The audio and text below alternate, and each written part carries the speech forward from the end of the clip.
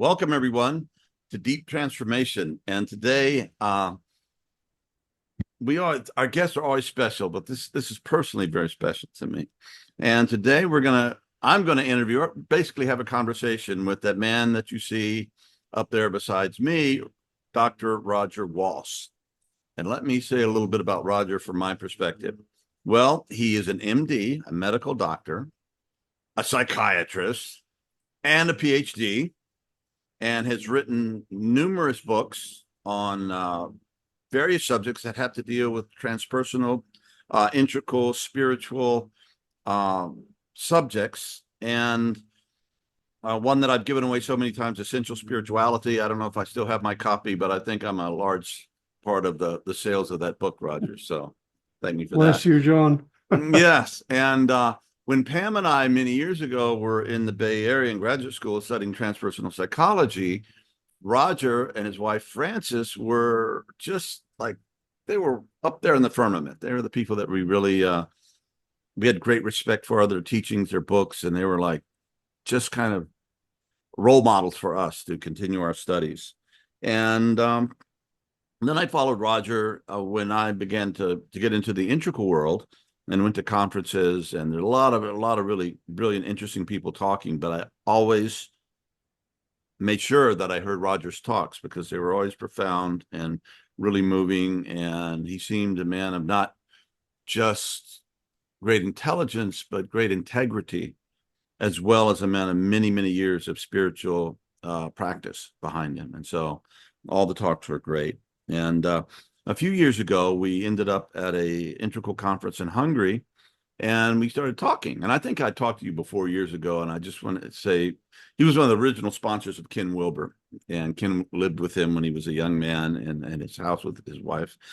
And I just thank you so much for supporting Ken and all he's given to us. I don't know if you remember that, Roger, but I was just really grateful to you for that, and you were very gracious.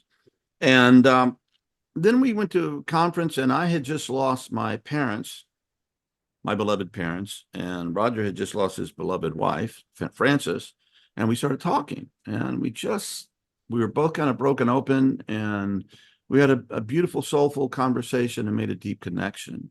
And we continued talking on the phone, I guess, after that. And at one point I had this great idea that he wanted to do a podcast.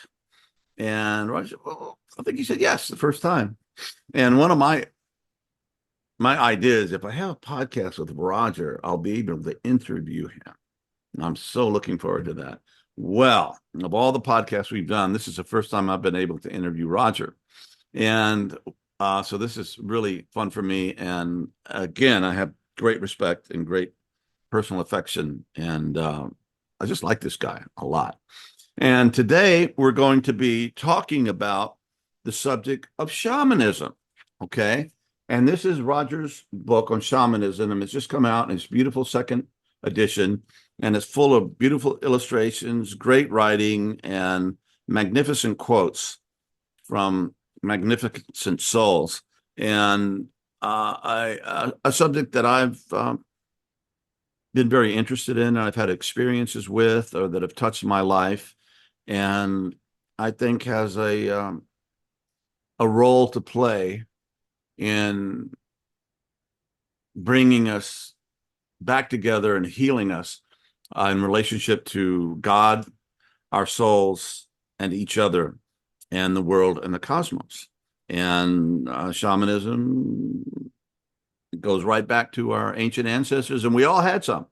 You know, you go back in whatever direction and whatever your ethnic group is, whether it was European or Asia, Near East, Africa, Native American, South American also, we all had our versions of this ancient spiritual practice that in many ways, or certainly in my life, has had a lot of validity and has offered me a lot of healing and hope and direction, and has blessed me over the years. So Roger, I hope that's acceptable as an introduction, and it's a great honor and a great pleasure to be with you again and to talk with you and talk about your book and this subject.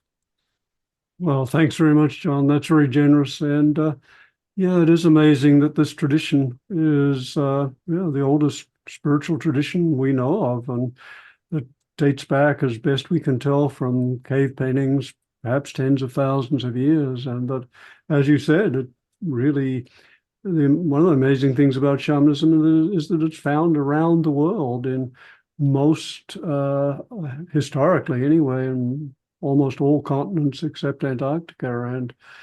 And somehow our forebears discovered and rediscovered ways of opening themselves to domains of experience, altered states of consciousness, profound insights and wisdom, and carried a tradition over thousands of years. So, and we are now the inheritors of it. As for the first time in history, we are the inheritors of all the world's great religious and spiritual traditions. So, yeah, it's a blessed time, as you said. Yeah, and Roger, how did you become interested in this subject, interested enough to write a book about it? Well, what's the story there? Well, the short answer is I couldn't understand it.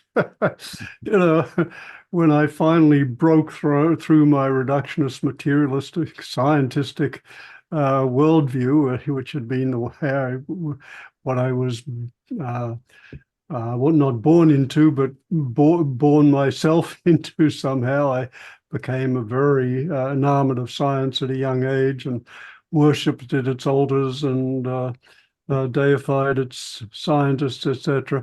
And I decided my life was going to be about becoming a scientist and disappearing into a lab somewhere and doing some kinds of research. And then but as part of my medical training, and I came to psychiatry and came to California, and California has a way of changing people.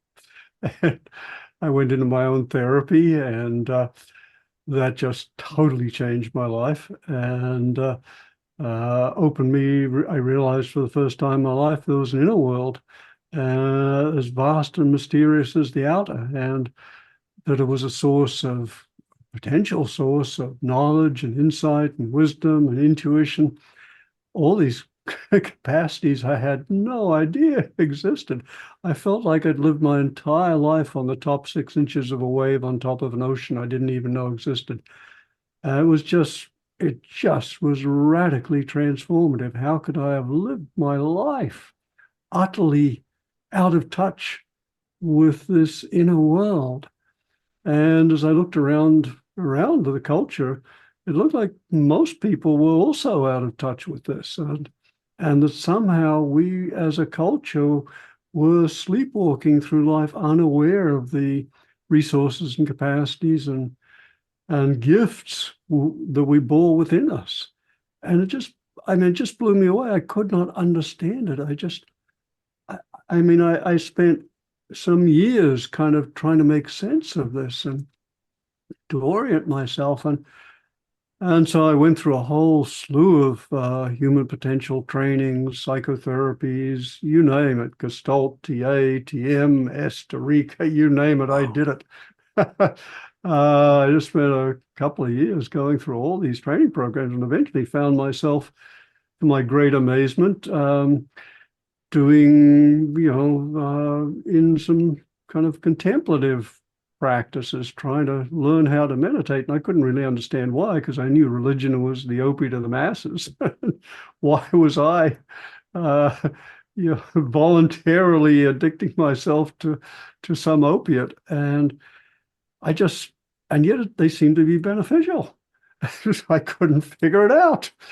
And I wrestled with this, and I remember the moment which changed my life. As I was walking across the living room floor, I realized that at the heart of the world's great religious traditions were hidden behind the conventional myths and institutions and rituals and mythology were psychospiritual technologies for inducing the same states of consciousness the founders had discovered, and that there were actual practices to induce the same states, to foster the same realizations and recognitions, and to cultivate the same virtues and capacities like wisdom and compassion and love and generosity and joy. And it just blew me out of the water. Again, how could I have spent my life not knowing this? And looking around at the culture again, how could our culture be sleepwalking, unaware that not only was there an inner universe, but there were practices to access it and cultivate it and ourselves. And I mean, again, I was in shock, and I spent a couple of years or more trying to make sense of this and try to understand it particularly in my own psychological terms, because psychology was my world, my map I had for understanding the mind.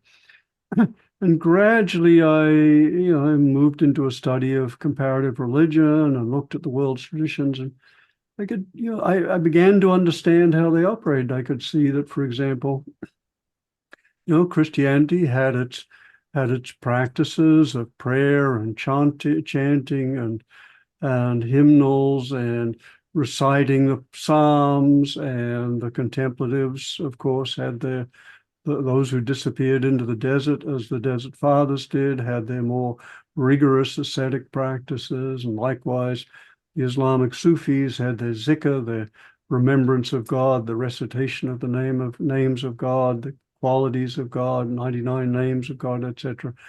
Every tradition had practices. Yoga had superb practices for cultivating concentration and subtle discernment, and Buddhism had its Vipassana, its insight-oriented practices. Neo-Confucianism, on and on, in Taoism with its yogas, but I could not see what shamanism had. What the heck was this tradition? I could not understand it. What were these people doing? How were they doing it?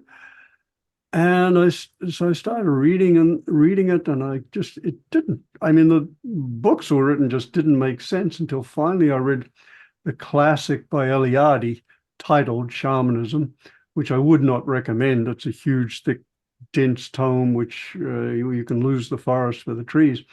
But around, I think it was page 13, I read his description that the core feature of the shaman is an ecstatic flight. It's a kind of visionary experience of moving through other realms and interacting with beings from whom they acquire states of information. And so that was the key for me, which led me to begin to understand this tradition and its practices. And once I began to understand, I could see why I hadn't understood, because the books written about it were horrible. There was most of them were either pop new age stuff or Right. academic stuff, which had no touch, had none of the spiritual depths in it. So anyway, so eventually I waited for someone to write a book on it that would be good. And I waited and I waited. Eventually I realized I was someone. Perhaps I would have to do this myself. So that was the birth of it.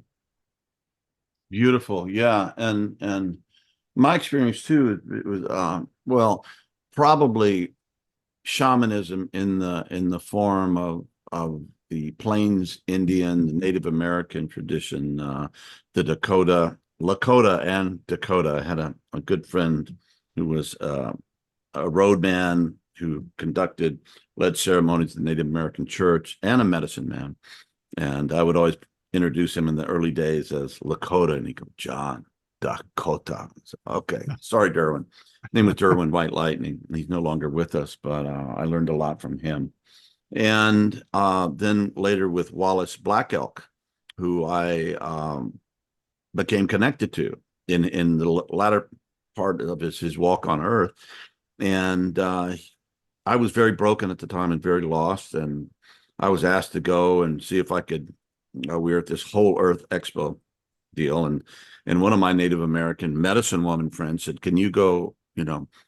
Take care of my uncle. He's arriving, and going to give a talk in the main room." And so I was there, and the first meeting was very remarkable, and I became his official gopher, or a guy that carried his luggage and drove him around and took care of him. And it was great, because I didn't feel I was really at that point in my life was able to do anything but just that. But this I can do, and I can do anything. I can be his bodyguard, whatever. Just keep it simple, and I'll do it very respectfully. And I'm honored to be with this guy. And he was a great guy. And the first time I went to this hotel room, just a little story. I walked in to his room and he had this bottle of brown liquid next to him, and I looked at him. I said, "Oh no, another Indian drinking." And he looked at me, and it turns out it was the stuff that he used for his hair.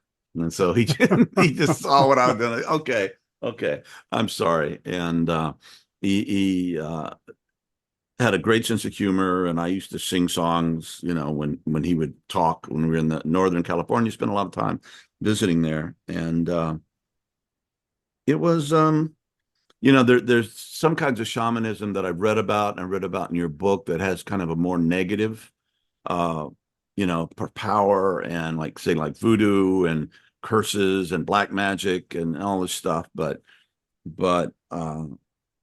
I found Wallace and his tradition to be very godly in the best sense of the word. That these guys didn't need Christians to come and teach them about the one God, Wakantanka, the great spirit, the great mystery that moved through all things. But at the same time, each part of nature, each individual creature had its own soul and its own sacredness. And everything we did was to be in service to all our relations, which was not only for human beings, but to all life. And that spoke so deeply to my heart. And so it's such a beautiful and noble tradition. Then there are the sacred ceremonies of the Lakota, among which are sweat lodges and vision questing and sun dancing and Uipi ceremonies. And these were,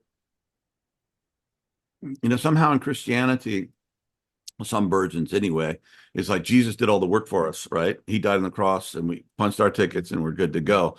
Well, in this tradition, you had to give yourself out. It was very powerful and very transformative, and you did it for the best and the noblest of reasons, for all your relations, to heal the world. And it helped heal me. And Wallace one time said that he didn't, when the Christian priest showed up, the black robes, they went like this. And he said, in Indian Sign Language, that means to take your teepee down and go away. And he says, we knew we were in trouble then. So anyway, that's some Wallace humor, but he had a great heart, and he had medicine, and I've seen, women become healed from breast cancer in sweat lodges and stuff like that. You can't directly put it. And I just saw these amazing things, and it's like I was broken and not full of myself at that time. I was pretty empty, and I just accepted the power and the medicine and the magic that would happen as I walked with this guy. And he would just download on me for hours when we'd be driving or wherever we'd be. So that was my connection. Besides that, I was a wilderness guide for many years in southern Utah and earlier in forests of Texas. But I had a saying that there are no atheists after living 4 weeks under the stars in southern Utah. It's atheism and all of that stuff is easy to handle when you're in a city or in the kind of very artificial environments that we've made for ourselves. But sleeping under the stars and making fire with, friction method, and being out there and being with the animals and the wind and the stars and the rain, all of that, it produces something in the soul that begins with awe and gratitude and knowing that the mystery is imminent and apparent and right there with us. And I saw young people go through these kinds of transformations too, just by being out there and being in the wilderness and working together and loving one another and supporting each other. It was amazing stuff. So that was my connection with nature was also a shamanistic experience. And a question for you, Roger, when you did this study and you really approach it, this book, and it's very well written and very easy and fascinating to read. What changed in you, in your attitude about shamanism, and Ken one time said in a conversation, Ken Wilber says that I don't write books to tell people what I know. I write books to find out what I don't know. And you kind of, which I love. And yeah, what transformed you in that experience? And were you studying? Were you going to or taking workshops or hanging out with shamans during that period, or was it merely academic, or how was it for you in writing this book? Yeah, well, of course, as you you implied writing, for me anyway, and I think probably for most people, is a transformative process, and certainly one of learning what you don't know. And for me, this was it was written over a period of, well, the investigation of shamanism went on for quite a few years, as I tried to make sense of it and also to immerse myself in it. And I should say I am not a trained shaman at all, nor am I an anthropologist who spent long periods of time, such as, for example, Michael Hana did. Michael Hana being the person who is most responsible for bringing shamanism into the Western world. He spent years down the Ivaro in Central America, as well as other places. And but I did have the good fortune of being able to meet a number of shamans and converse with them, and also to do intensive training with Michael Hana, who created what he called core shamanism. He devoted his life to studying the shamanic traditions from around the world and to identifying their essential core features. And then, as part of his work, he decided he would just offer these practices to people, and became a very popular, popularizer of the tradition. But more than a popularizer, he really brought the tradition into the Western world, much the same as Vivekananda did, brought Hinduism and yoga to the Western world, or D.T. Suzuki brought Zen to the Western world. Michael Hana brought shamanism to the Western world and introduced the Western world to the power and potential of these practices. And as such, Michael was what Carl Jung called a Gnostic intermediary. That is, someone who imbibed the wisdom sufficiently of a tradition, in this case shamanism, to be able to communicate it directly out of his own experience into the language and conceptual system of the Western world in a way that it made sense. It was like, aha, oh yeah, okay, I see it. So Michael played that role of a translator. He was a Gnostic intermediary. He was also what is called, there's another Jungian term, epical person. That is, a person of a particular epoch who embodies the characteristics and features of a particular epoch or time.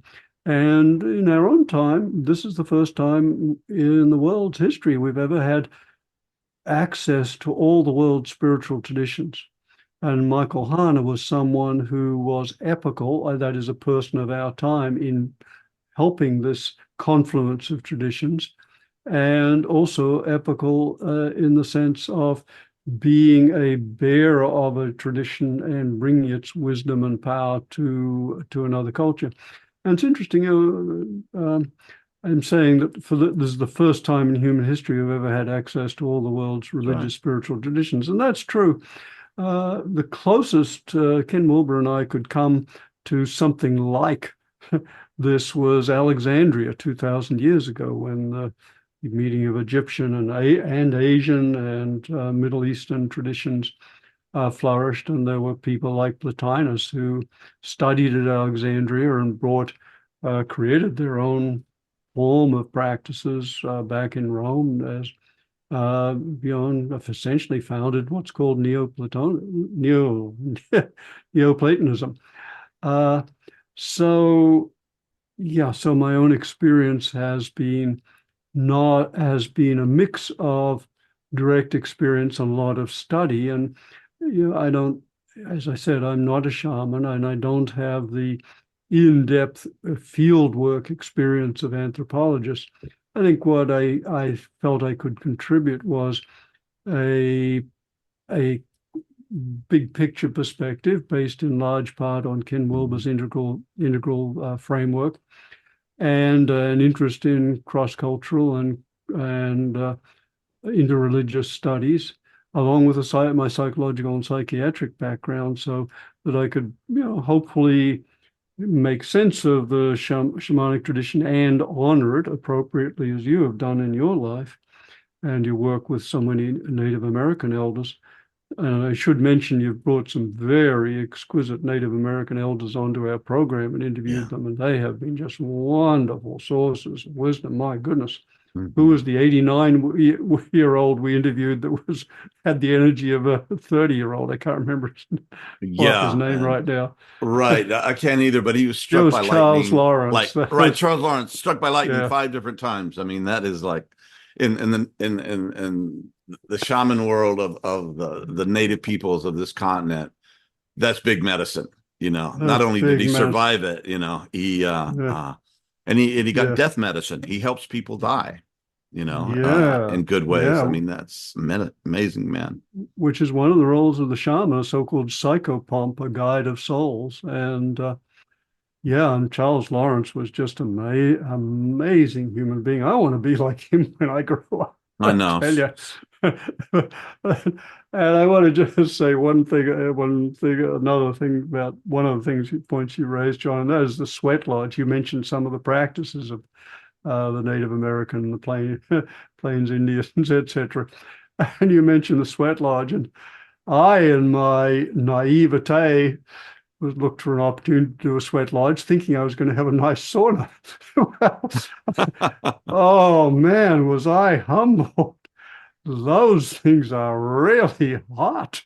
Yeah. And I have to say, I came out of the sweat lodge with a whole nother level of appreciation for Native American spirituality and the power of being in that kind of heat and humidity, to the point that it just one just can't. All one's defenses are just melt.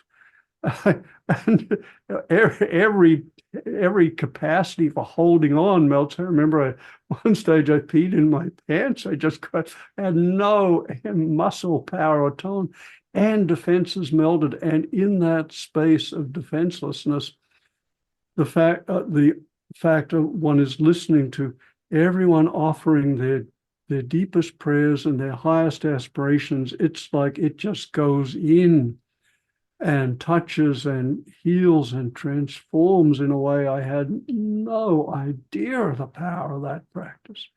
It was just extraordinary. And I came out of that just with a whole nother level of appreciation of what those practices could do. So, yeah. Yeah, and if you survive them, it depends on who's pouring the water, because the more water you pour on the rocks, the hotter and hotter it gets. So you can kind of control it that way. But when you come out of the lodge, it's like coming out of the womb and you feel born again. Literally, you're just like the whole universe is brand new. It's the first time you showed up, and I use that in a program I designed, wilderness program for adults and young adults who were struggling with addiction and alcoholism, and being out in the wilderness, but also the sweat lodges that we perform. And we do a vision quest at the end of their time there. Uh, Really opened up spirituality to them in a way that they just never experienced. Wasn't just a bunch of thou shalt, and thou shalt not. It was a living experience, and they took it very seriously.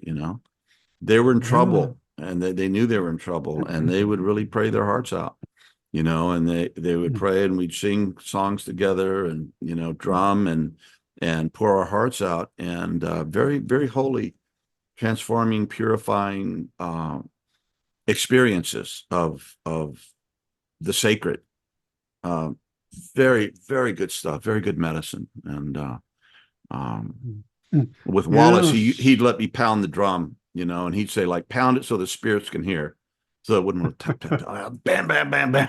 And I was like, it wasn't any fancy rhythms or anything, but I could just beat the drum. And I was so honored that he would let me, when they were praying, bam, bam, bam, keep the rhythm going and stuff. So, uh, yeah, Yeah, and I there's have a, something so powerful about that rhythm too. The and my exposure had been growing up had been church on Sundays, and which didn't have much juice at all, and to be exposed to the use of prayer and drumming as the shamanic traditions and Native Americans use them, it's like, oh, now I begin to see what these things are capable of. Absolutely. Yeah, and in the Native American church and the peyote ceremonies, that's a whole other subject to get into, but very powerful. And that's relatively a recent um uh apparition in the native scene. It came from northern Mexico, the tradition of peyote, and it spread throughout North America. And it's kind of a pan tribal thing. I mean, it connects all the tribes and all the people, that are there. But you eat the peyote or drink the peyote or the different ways. And it is not a recreational drug, folks. It is some of the worst tasting stuff God ever invented. So it's like to do that, just to eat the stuff, it takes courage. And I remember the first time it was like, I said, God, I've got it down. Thank you. And I learned that was just the first round. So throughout then we'd have to eat more. And it's just like, okay, completely surrender to it. But they would pass around a rattle and a rod, and people would, sing, and all this stuff. And I said, God, I can't do this. I don't know that language. And somebody explained to me that it was just vocalizing. It was like speaking in tongues or something. They didn't know what they're saying. So, really? So that really opened up to me. And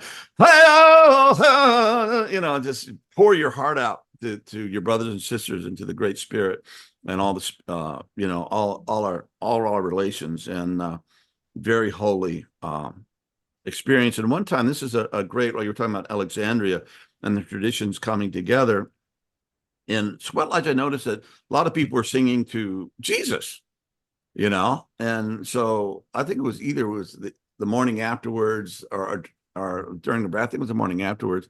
I asked one of the elders there, is like, what's up with the Jesus thing? I thought this was a Native American. And he said, well, he kept showing up. Okay, hard to argue with that. Yeah, like the most perfect answer. It's like, well, all righty then, So very open and very loving, and very healing for a lot of the people I met who had struggled with alcohol and drugs and despair and dissociation. We're doing this series of conversations with A.H. Almas, one of the great sages that we produced in our human family. And he talks about the disease of our modern times, which has produced many great things, right? There's a lot of good stuff that we're as old as we are. We have a full set of teeth, for example, I mean, that's a miracle right there, that, God bless you, modern science and medicine. But that a lot of our suffering and lostness and depression and drug addiction and the huge rates of suicide in among people that have materially, have more than our ancestors could have ever dreamed of, are suffering and not happy, and because they're dissociated from God, from themselves or their souls, and from the cosmos and the world. We're lost in our aloneness, and that's such a sad, hopeless, despairing place to be. And I know I've been there. And this practice, in the best sense of it, it kind of stitches all those three things back together. Your own personal soul, which is your connection to the all, and the Great Spirit, Wakantanka, as they say in Lakota, or God, or whatever words arose by any other name, is still the same. And our connection to one another, with all living beings, and God, and so it brings that back together. And that's so much what we lack in our culture, for all that we've accomplished. And we've gone to the bloody moon. I mean, my God, uh, we've lacked that. And I guess part of our life goals as transpersonalists and later as integralists is to been able to aid in that kind of healing, Roger, and bringing back people back together in that connection. And the medicine people, the experiences and the ceremonies, uh, and the wilderness also have been a huge part of my life and my healing, and keeping me in the game, and kept me from taking my own life as my older brother did. And it's yeah, in the Native American they say it's medicine, in the best sense of the word. And we each have medicine. In other words, we each have a gift to give, and it's part of our vision quest to find out. Great Spirit, have pity on me, show me my path, so that my people may live. And Such a beautiful prayer. Yeah. yeah, and it's tremendous, and a beautiful philosophy of life. And once you've been there and experienced that, and gone out and fasted and prayed and poured your heart out to the great mystery, yeah, you can't unsee it. It's always there, even though we get lost in all our busyness and all our stuff, and sometimes in our technology. So I think it's extremely powerful medicine. And as you say in your book, not every there are some charlatans running around. Okay, just as in every religion, are all ministers good, holy people? No. Are all priests good, holy people? No. So you have to use, and most of the Buddhists I know are pretty good people, but I don't know that many Buddhists. I mean, but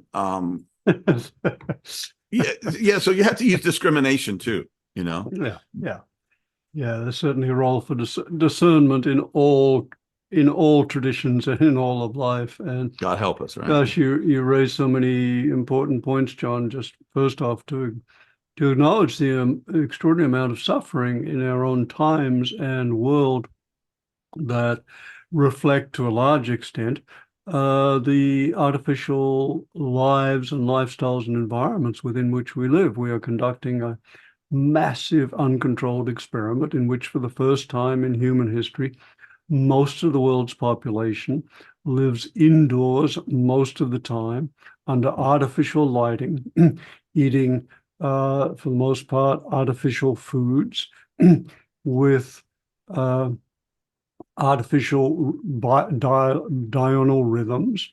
Most people never stayed up until late at night, under artificial lighting, for example.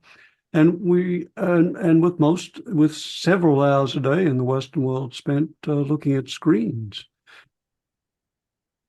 And we really are only just beginning to understand what this is doing to us. Yeah. So your point about the amount of suffering that this is inducing is a very important one. And your point about the healing power of nature is incredibly important. As you said, a few weeks out in the wilderness for people, which I have I've never spent weeks in the wilderness as you have done, but small, we certainly know how powerful that can be. And there is there is in the shamanic tradition, it is closely wedded to nature, and in the Native American tradition, the Great Spirit, for example. So there is something that is deeply imbued in nature. And some of the shamanic practices, the way shamans become shamans, are through, for example, prolonged periods in the wilderness, including prolonged periods of isolation in the Arctic. The Inuit, for example, would spend, they would spend long times out in little igloos and by themselves, just praying. So that fasting, sleep deprivation, just a cold exposure. I mean, this is not for the faint of heart, this tradition. No, it's not. And to be a great honor to those who really become trained in it. Yeah, and you find in at least in my experience with the Native Americans, that there's a sense of you go through these endurances to help your people, and there's this warrior ethos. Not that you're going to go around and beat up people, but it means you get tough for the right reasons. You get strong, and you have to exhibit courage to do these things, to confront yourself in the lodge, confront yourself in the vision quest. And it calls you to show up, and it's an act of humility. Again, as I said, great spirit, have pity on me. And so that my people might live, show me a path. And when I did my first vision quest, it's like, okay, God, creator, I'm sure I prayed prayers under every name I could think of for God.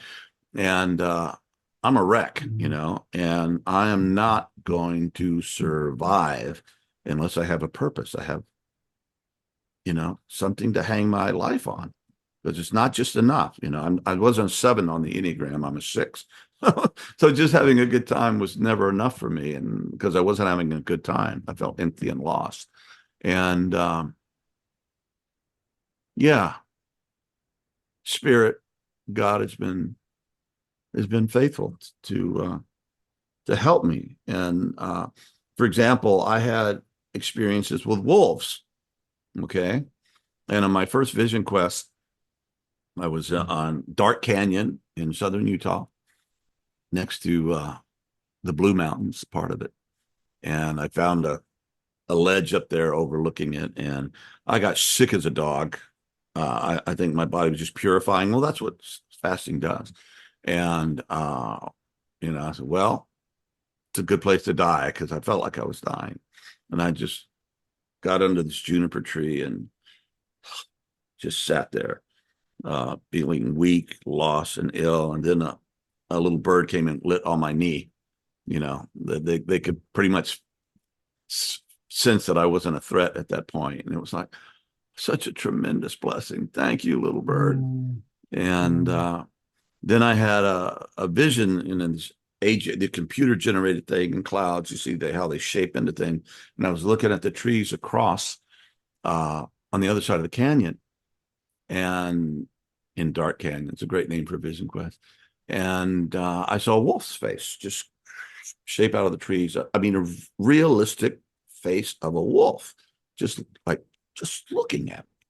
And I was like, it touched me deeply. There was my vision, and then in the regular world, this is what I found in the native path. They call it the red path.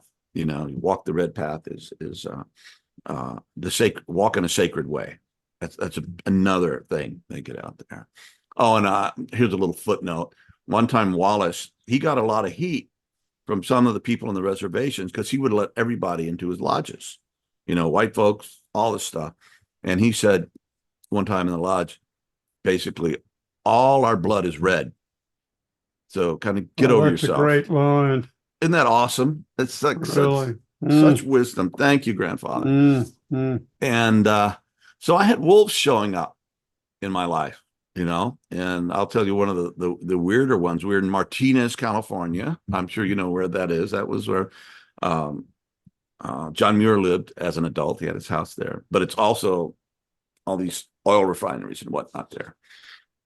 And we found a place to live, a relatively inexpensive place when we were in grad school, Pam and I.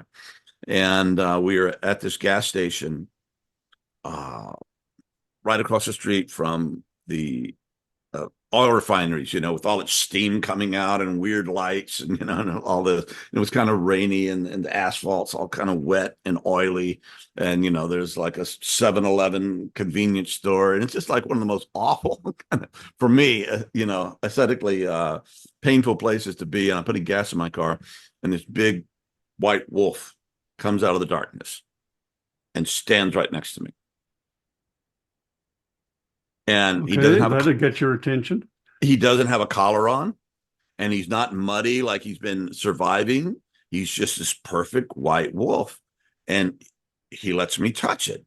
And he looks at me, and I'm going, either I'm losing my mind or this is something very special. And I said, Pam,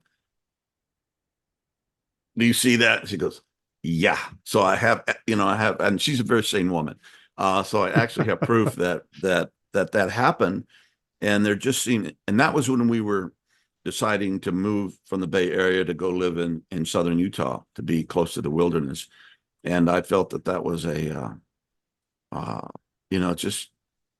don't know, the mystery giving me the courage to do this shift.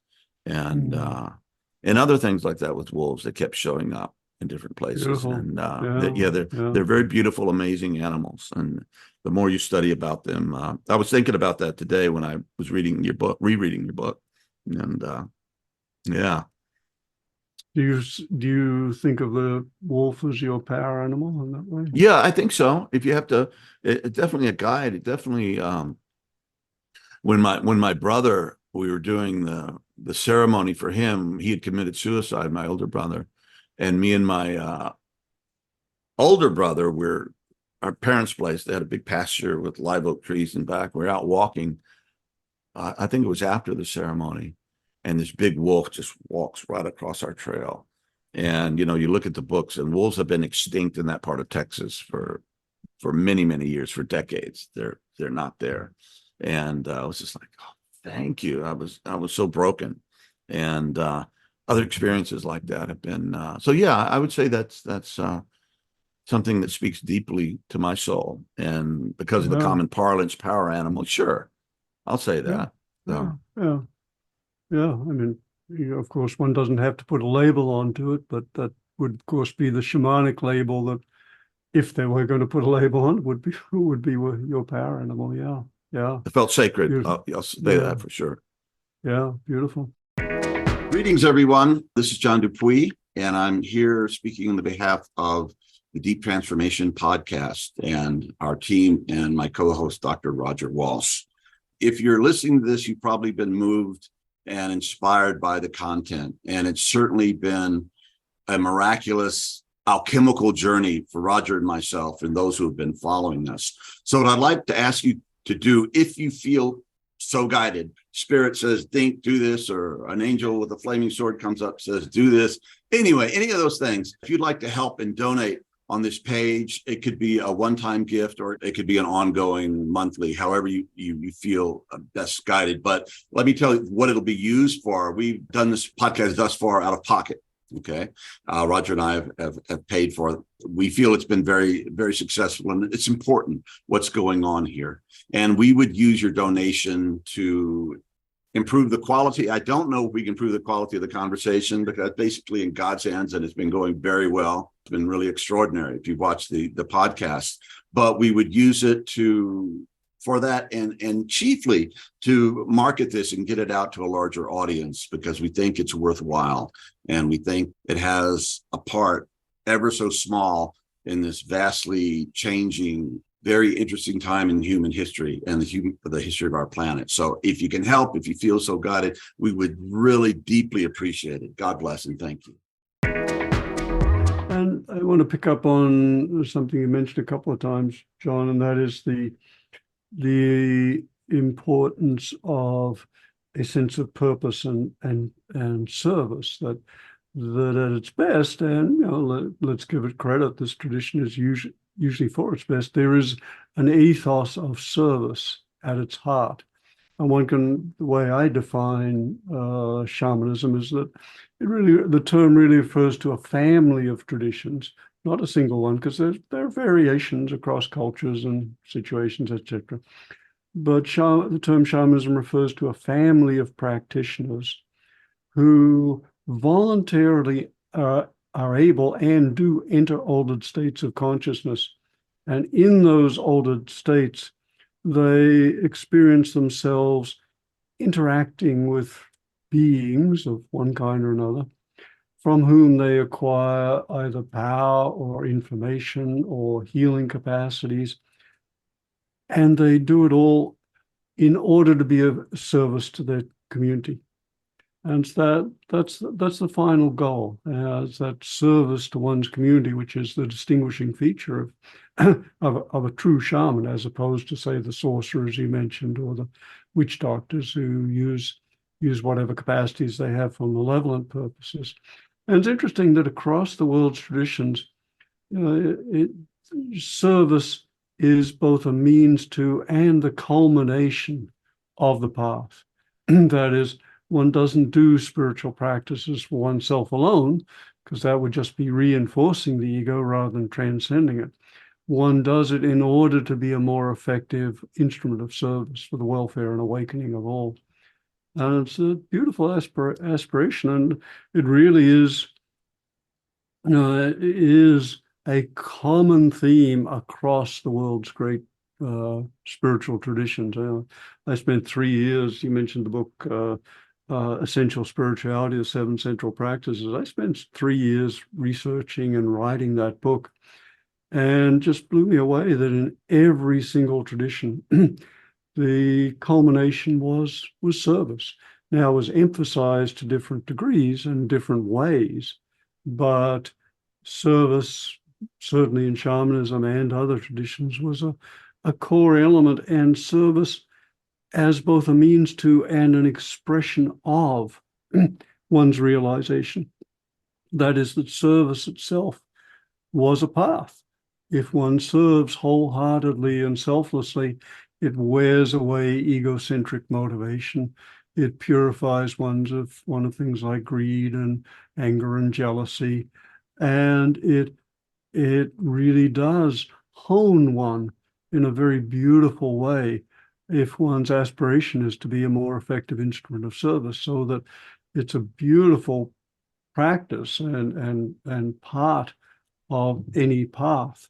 And it's also the culmination of the path, that when one does have, when in Joseph Campbell's hero's myth, one has one's realization or opening, that the opening is not for oneself alone. It is ideally to be shared.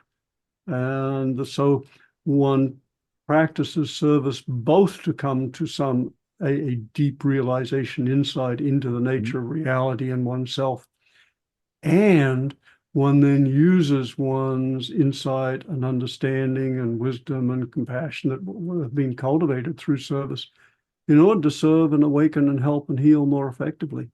Yeah. So I really resonate with the point you've emphasized a couple of times, the importance of service as an ethos in shamanism and in other traditions. Yeah, it's ennobling to the soul. To beautifully said, yes. Yes. And when your soul is ennobled, a couple of things happen. You become humbled, okay, because you realize that you're just a part of this great mystery, and it lifts the darkness. It's like, okay, I can serve. I can, and there's also, as part of the prayer, show me what I'm supposed to be doing, and then you have to come. I can't do it on my own. There was a famous medicine man who said the prayer was to become a hollow bone, to let spirit come through you, whatever your calling, whatever your medicine is. And it's like you empty yourself, this and that. And I don't think we ever totally get rid of it. We're in this body, at least in not my experience, but it becomes more peripheral, and it's not controlling as much as it was. And that's when the spirit, or the logos, the creative force of the universe that Hamid talks about, can come through. And again, it's ennobling. I mean, it's like, wow, this is coming through me, and there's great sense of gratitude and connection and purpose. And it kind of makes sense of, the many times I've fallen on my face and done stupid things. And what was your friend who said that the spiritual path takes 2 body links at a time, or something like that? Yeah, that was Ram Dass, a beautiful line. The spiritual path proceeds a body length at a time. You take a step, you fall flat on your face, you pick yourself up, and you keep going and fall again. Yes, and you've emphasized the humility that comes from these practices, and opening oneself to something not only just larger but infinite. And I love the phrase you used on several times already, the opening to the great mystery. And it's such a beautiful, it's so beautiful that it sidesteps all the theology, all the arguments among different traditions. My God, or this God is the way. Well, yeah, mystery, yeah, and to open to the recognition that we don't know. We really don't know, and we live in bottomless, boundless mystery. And you ask two questions, and you tear away the the mindless presuppositions by which we usually live, and really realize, yeah, it's all so much vaster and more mysterious than we ever imagined. And it's okay, to be confronted with that kind of mystery can just freak a person out. It's just, oh my God, I don't know anything, and I'll never know. But when you confront it in these moments of awakening or spiritual states, it's the great mystery is beautifully loving, and there's a perfection to it, and words begin to break down, but it's okay. Confronting the mystery and letting that into your heart is absolutely what you are, and it's really deeply okay. Oh, that's beautiful. Yes. And not only does the great mystery surround us, but we are mystery. Our own being is a mystery. It's and not, as you say, in any way negative. Rather, that there can be a way of opening to the mystery, which is humbling, as you said, but also nourishing and relieving. And I know for myself, I spent years with a vague sense, which I didn't realize that I was even carrying it until I was released, but a vague sense of there's something wrong with me because I don't understand life. And then I still remember the moment sitting on the living room couch in which I realized, oh, wait a minute, it's not understandable. It's like, that's the way it is. It's not, your sense of not knowing is not a problem. It's the answer. That's right. Yeah. And there's a beautiful section in the Carlos Castaneda books, which are sometimes described as shamanic, but they're really quite different, and I'm making no claims that Castaneda was being straight. He was a very mysterious character at best, who I had the fortune of meeting twice, and I have to say he was a very powerful force. I even did a training with his so-called, quotes, witches, as he called the women who were part of his community. I did a training with them, and I still hadn't got a clue what it was about. I wonder if it was one great big hoax, which I wouldn't put past him at all. Right. But in the Castaneda books, Don Juan, the so-called person of knowledge, man of knowledge, describes the four challenges to becoming a person of knowledge. The first one is fear, and we all know that one. We've all wrestled with that. Yep. The second is it gets increasingly interesting, because the second one is power, because as you practice, you do acquire certain kinds of power and strength, etc., and there's the temptation to use it. I'll jump to the fourth one, which is the challenge of old age. And that is, he says that in old age, there's a temptation, as one's energy wanes, etc., to just give up and not continue as a warrior. And the goal in that tradition was to continue as a warrior until and through death, which is certainly a shamanic aspiration, and aspiration of probably every tradition, I think. But the third challenge, or trap, actually, he called it trap of a person of knowledge, is the one that's really interesting. It's clarity. And it took me a while to figure, but it makes total sense, because when you think you're clear is when you think you understand things. And that understanding is what has to be released in order to move beyond the limited framework which provides the clarity into a still greater clarity and a greater framework. But it requires being willing to tolerate the uncertainty, the confusion that occurs when we let go of limited and limiting belief system. And the twin lions which guard the gates of the temples in Japan and some of the Eastern world are said to represent confusion and paradox. And the person who would have real wisdom must be willing to move through confusion and paradox. It's such a beautiful teaching. And of course, confusion and paradox, doorway into the great mystery. So, yeah, I just want to really emphasize or acknowledge your point about opening to the mystery. So beautiful. Yeah, and then there can be moments of intuition that seem to come from someplace different than our amazing brains that we have as human beings. And you just kind of this understanding, or maybe wisdom that comes out of, which is a big subject for you because you've been writing a book on wisdom for a long time, and I love that subject. And and so intuition, as you said, so important, and we have so much emphasis on the intellect in our Western world, and I've certainly, lived in the mind and the intellect as much or more than the vast majority of people. And one of the great recognitions through discovering the inner universe that's available to us is that one doesn't have to try to figure things out. One can touch into one's own felt sense of this moment, and there's intuitive information, wisdom available to us at each moment. And that is a priceless gift to know that that's available to us. Yeah.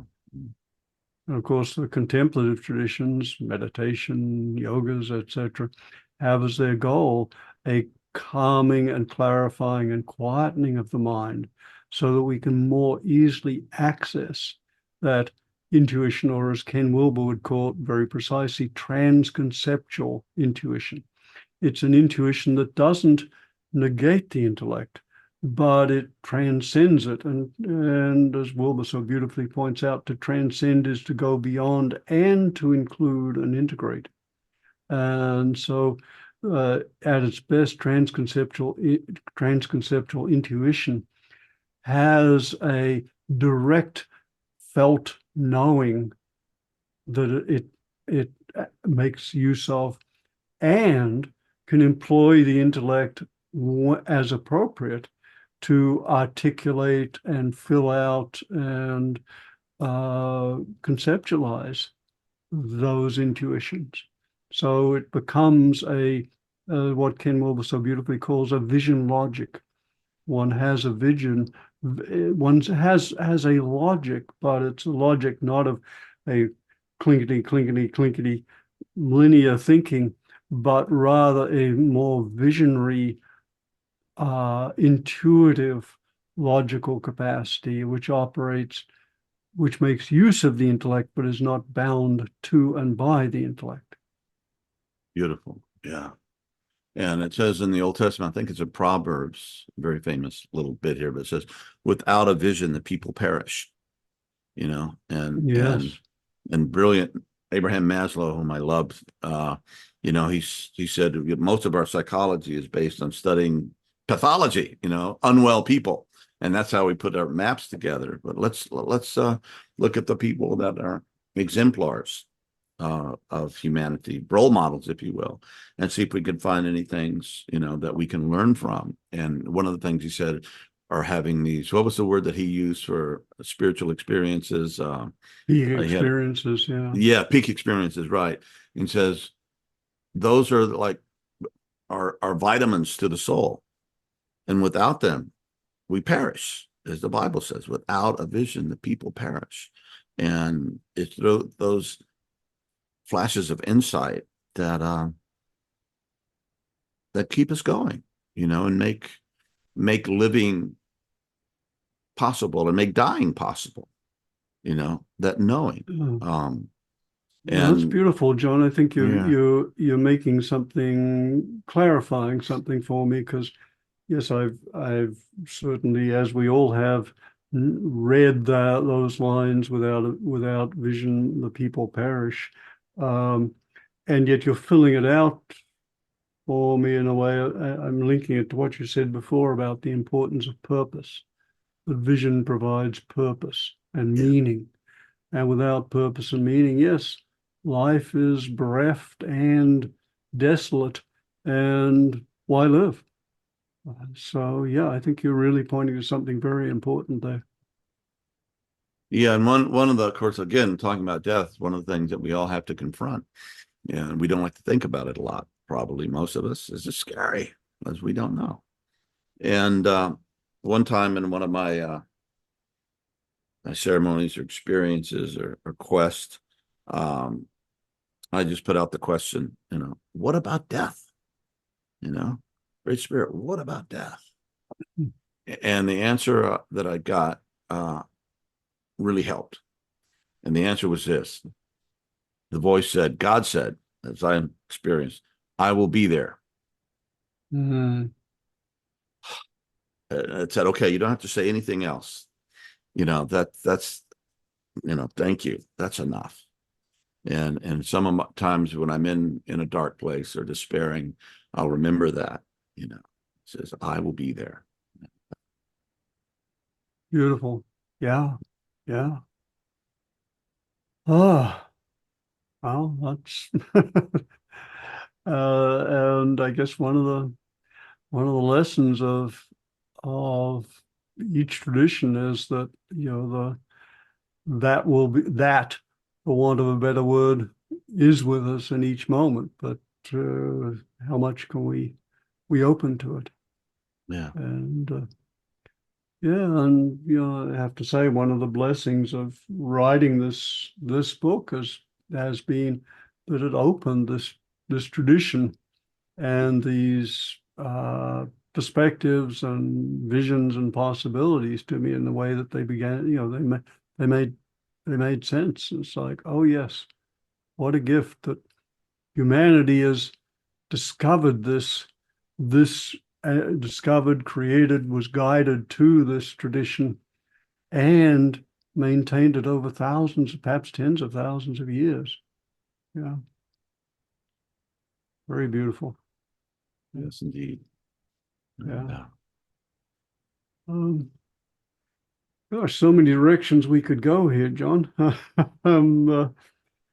Yeah, I'm thinking of, well, where would you like to go? Hmm. I'm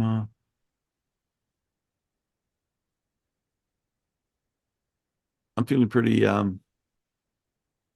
peace and satiated, and I'm willing to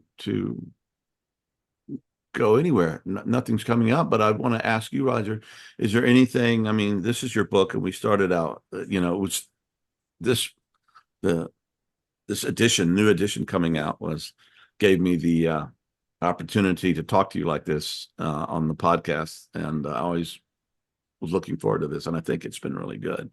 But is there anything that we haven't covered or that you would like to let people know about this subject, about the book, or just anything that's come up in our conversation that you'd like to expand upon or reemphasize?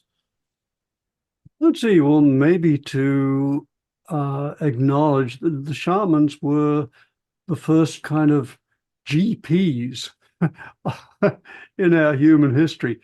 Shamanism occurs most commonly in tribal cultures. It tends to disappear as cultures become larger and more complex.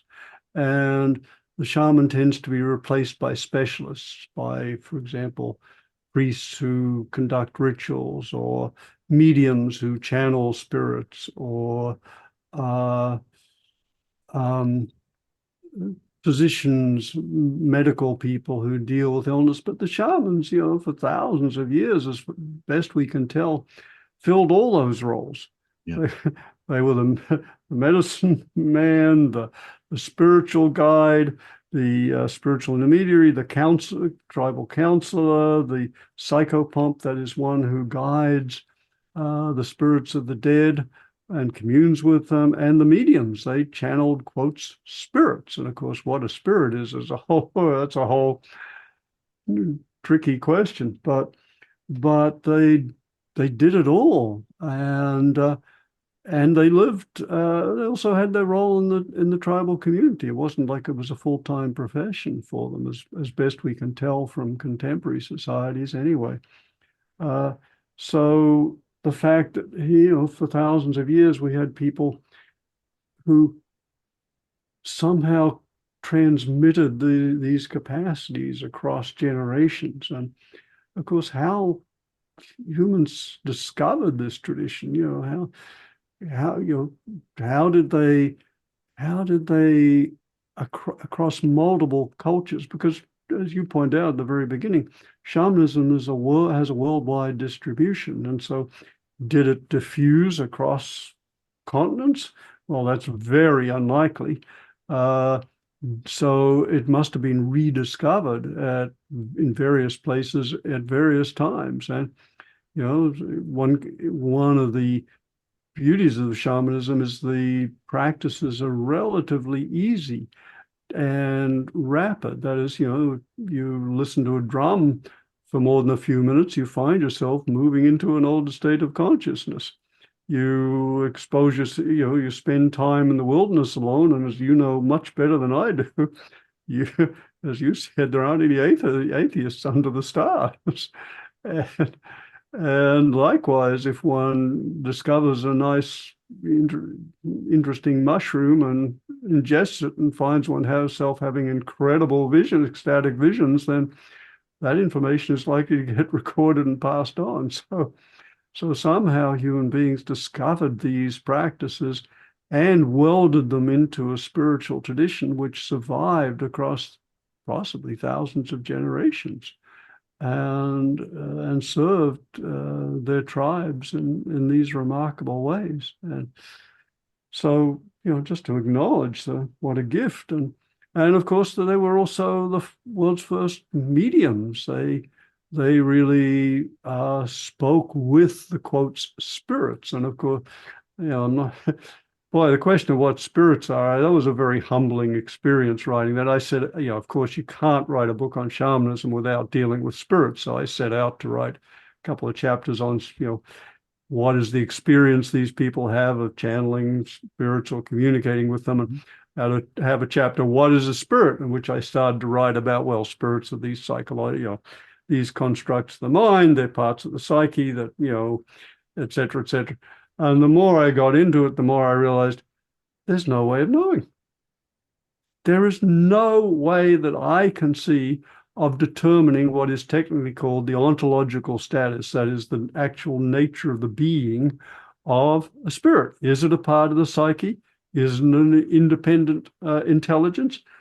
I defy anyone to come up with a definitive argument. As far as I can see, this is a case of what's called underdetermination by data. And one of the general principles of knowledge now is that there are always a boundless number of possible explanations of any experience.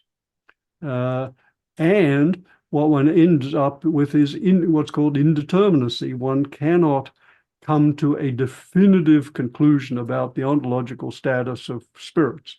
So, one takes one's pick, and people decide according to their worldview. Of course, as people decide most things, they have a pre-existing worldview, which they're unaware of for the most part, because a worldview is a sum total of our presuppositions about the nature of reality of the world, the cosmos, and ourselves.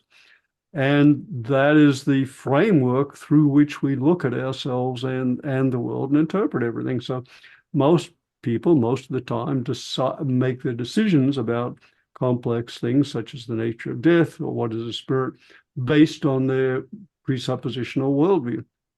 But I was humbled and realized I couldn't decide. There was no way I could. So, it's a great way to make everyone unhappy by saying, well, I don't know. But I don't know. But it is interesting to know, to recognize what a powerful effect mediumship has had on human history. It has its place in every one of the great religions.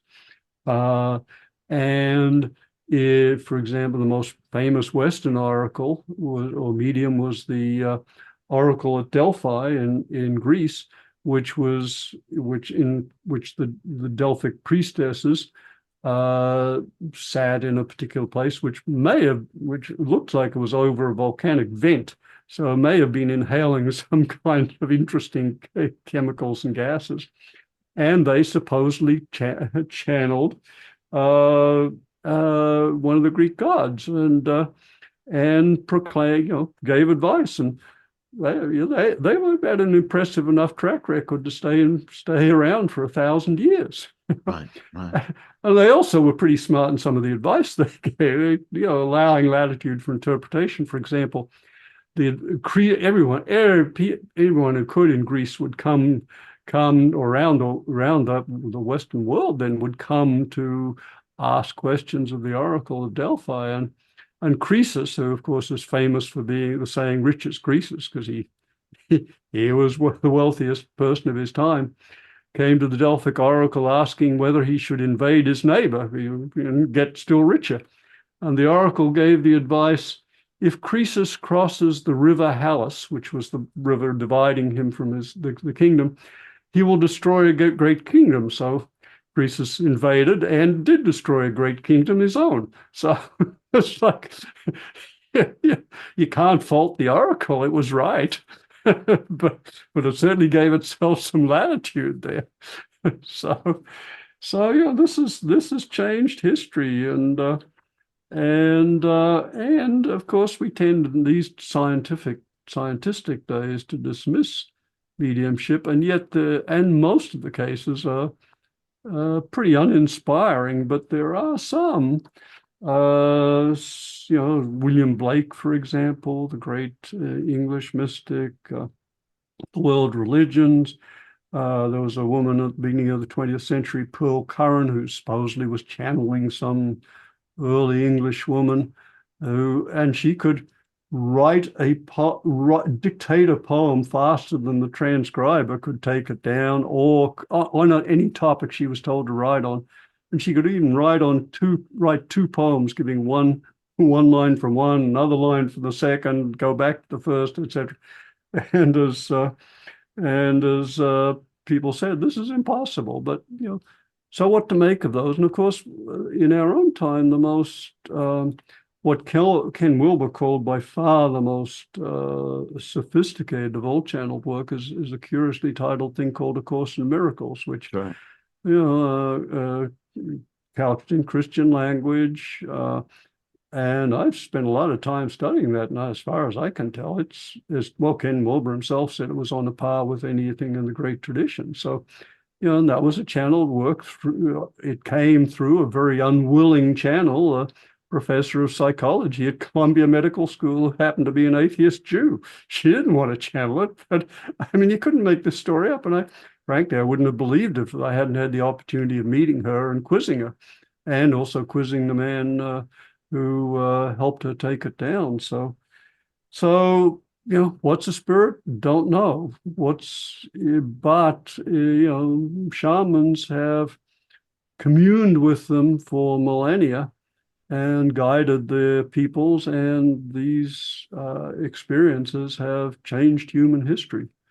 As have so many of the shamanic experience. One of the distinguishing features of the shamanic practice is their so-called journeys. That is, they enter an altered state and experience themselves or their spirit traveling to other realms, other worlds, where they interact with beings and acquire information and power and so forth. And in technical contemporary terms, we would call that an out-of-body experience. Well, you start looking at out-of-body experiences, you find them across the world's traditions. You find that they have, they've changed history. For example, St. Paul, as you would know better than I, in his description of being caught up into the heavens, And he's in his words, as close as I can remember, in the body or not, I know not. Yeah. You could probably give the exact quote. So, but that was revelatory and transformative for him. And likewise, Muhammad in his night journey supposedly, had as much as a human being can a direct experience of Allah, and was given instructions about how the people of Islam should pray, and that changed that tradition. So, what to make of these? One can, of course, people like Charles Tart, the psychologist from the University of California, Davis, have studied out-of-body experiences and even tried to see whether there are psychic capacities associated with them, which they don't seem to be. But one can't argue that these experiences seem to be part of the human psyche. That is, the human psyche seems to be predisposed to have these experiences under certain conditions, and that they can sometimes be nonsensical, but sometimes be extremely valuable for the person having them and for those around them. So, the bottom line that I take away from shamanism is that shamans tapped into psychological capacities and depths of the psyche that are not part of our usual everyday world, but that are part of our common human potential. And they used those for their own openings and awakenings, and in order to help and heal and serve and awaken others as more effectively. So, and at bottom, as you said, it's mystery. What exactly are these experiences? What's their nature? What is a spirit? I don't know.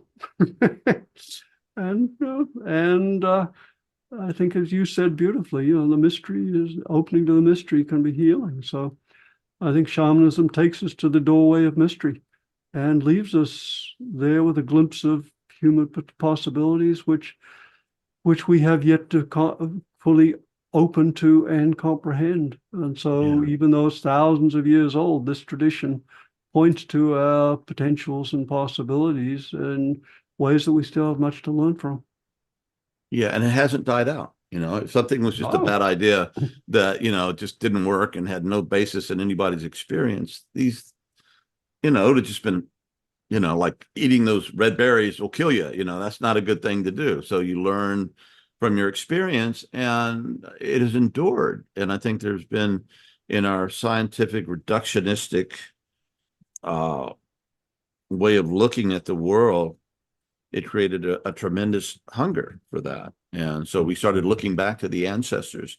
And that's another thing I think I found in what I've been exposed to. There's always a respect for the ancestors, that, you're part of something that came before, and they're still there and they're present in some way. And uh,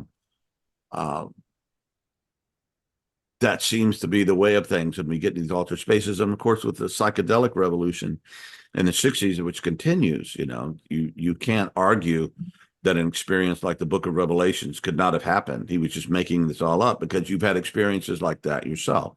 You've experienced other dimensions of experience and reality that are far beyond what our little, very kind of safe, scientific, materialistic way of looking at the world can explain. And um, and there's also a sense of, in Native American wisdom, they say, before you do anything, think about 7 generations to come. So there's an honoring of those who came before us, and there's an honoring that we're responsible for the up to the 7th generation, that our actions right now will have that kind of effect. And I don't know how they came up with the number 7, even though that is a sacred number, but I'm sure that was revealed to somebody someplace, and it was carried on as, oh yeah, that's important. And when we forget about things and we don't act that way, we act unwisely, and we become very disconnected and selfish. yeah. And maybe this is a beautiful place to close at, to acknowledge that we are the beneficiary of the world's saints and sages and shamans and all those pioneers of human consciousness who explored these realms and opened to them and put their lives on the line for the highest human possibilities and potentials that they knew of. And bless them, we are their beneficiaries, and our role and responsibility is to, as best we can, open to that same mystery which you've spoken to so beautifully, and to open to and live in and from that as servants of the mystery. Yeah, May it be so. may it be so. Well, Thank you very much, John, for this opportunity. I beautiful, had no Roger. idea what this would be like. I It was didn't very either. I didn't beautiful. either. Thank you. Yeah. Yeah, thank you, everyone. We love you, appreciate you, and if it weren't for you, we wouldn't be doing this. So this has been a great blessing and grace for Roger and I to be part of this podcast and to share with all the amazing people that we've had in conversations with and experiences with it, and knowing that also that the numbers keep growing of the people that are tuning in and feeling this, and that perhaps we're contributing even in a small way to the benefit and the blessing of the generations to come, and honoring those who came before us. So, and honoring the amazing beings that are on the planet right now with us. So, God and everything and everyone, and how that expresses itself and what that is still a great mystery. Indeed. Indeed. Thank you, John.